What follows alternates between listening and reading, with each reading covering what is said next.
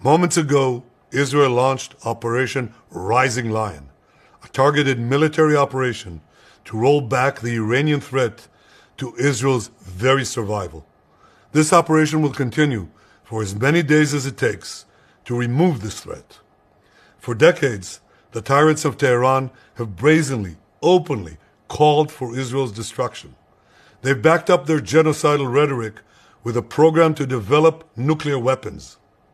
In recent years, Iran has produced enough highly enriched uranium for 9 atom bombs. 9. In recent months, Iran has taken steps that it has never taken before, steps to weaponize this enriched uranium. And if not stopped, Iran could produce a nuclear weapon in a very short time. It could be a year, it could be within a few months, less than a year. This is a clear and present danger to Israel's very survival. 80 years ago, the Jewish people were the victims of a Holocaust perpetrated by the Nazi regime. Today, the Jewish state refuses to be a victim of a nuclear Holocaust perpetrated by the Iranian regime. Now, as Prime Minister, I've made it clear time and again, Israel will never allow those who call for our annihilation to develop the means to achieve that goal. Tonight, Israel backs those words with action. We struck at the heart of Iran's nuclear enrichment program. We struck at the heart of Iran's nuclear weaponization program. We targeted Iran's main enrichment facility in Natanz. We targeted Iran's leading nuclear scientists working on the Iranian bomb. We also struck at the heart of Iran's ballistic missile program. Last year, Iran fired 300 ballistic missiles at Israel. Each of these missiles carries a ton of explosives and threatens the lives of hundreds of people. Soon, those missiles could carry a nuclear payload, threatening the lives not of hundreds, but of millions. Iran is gearing up to produce 10,000 of those ballistic missiles within 3 years.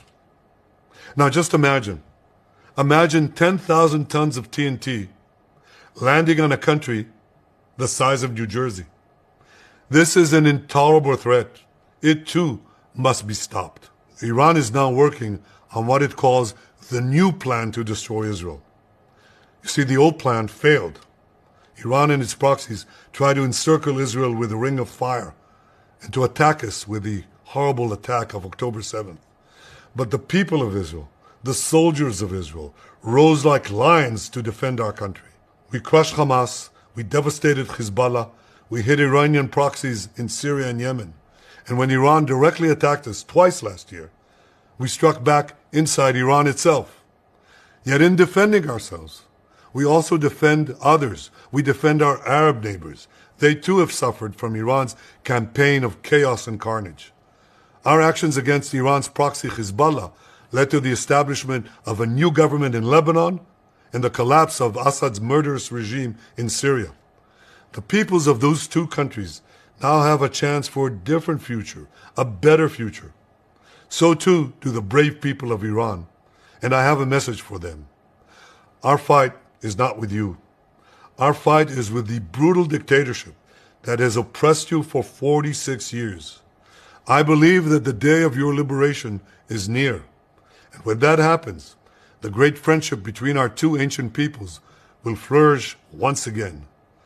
I want to assure the civilized world, we will not let the world's most dangerous regime get the world's most dangerous weapons. And Iran plans to give those weapons, nuclear weapons, to its terrorist proxies. That would make the nightmare of nuclear terrorism all too real. The increasing range of Iran's ballistic missiles would bring that nuclear nightmare to the cities of Europe and eventually to America. Remember, Iran calls Israel the small Satan. It calls America the great Satan. And this is why for decades it's led millions in the chants of death to Israel and death to America. Today, Israel is responding to those genocidal calls with action and with a call of our own. Long live Israel and long live America. Our action will help make the world a much safer place.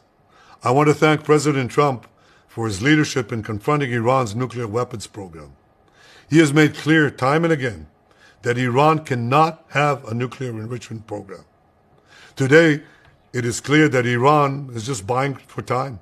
It refuses to agree to this basic requirement of peaceful nations. That is why we have no choice but to act, and act now. The hardest decision any leader has to make is to thwart a danger before it is fully materialized.